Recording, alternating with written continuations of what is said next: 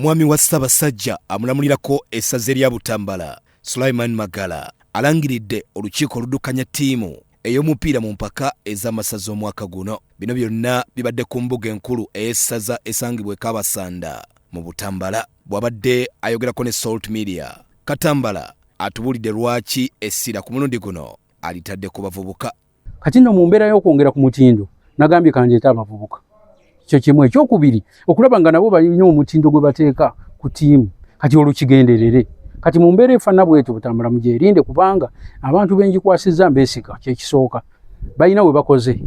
Ekyokubiri obukugu babulina. Ekyokusatu ng'ate kyekisinga batendeke ekimala. Kakati no obuvubuka obutendeke n'omutindo gwe balina njagala tubiteeke ku ttiimu y'e Butambala aye tulabe bwe tusese tukukuva we tuli okubeera nga leero tuva mu kibinja. Ssentebe alondeddwa ye Musaayi Mutozi wa Trevor, manager ye Senoga Abdugana, ng'omutendesi ye Edward Senkaali n'abalala. Kubanga kibadde kitute ebbanga essaza lya Butambala nga teriva mu kibinja. Naye ngeri gye tutute obuvunaanyizibwa buno twatudde ne twekkanya abasambi abatuufu ne tulonda abasambi abatuufu abajja mu ekyo kye tusuubira nti basobola okutuukiriza ekigendererwa kyaffe oba ekirooto kyaffe okubeera nga tusitula essaza lya Butambala okuva mu kibinja ku guno omulundi gw'omwaka guno.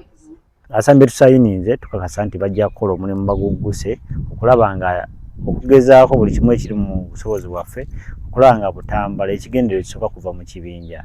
Then awo tunaba tuvudde mu kibinja tujja kuddayo nga management tutuule kati tuvudde mu kibinja tukole kino na kino. Naye nga kampu egenda kutandika ng'ennaku z'omwezi 9 omwezi guno ogutandika mu Butambala. Bannabutambala tugenda samba ffende n'amagombolola okugezaako okukomyawo bano abantu b'omu Butambala.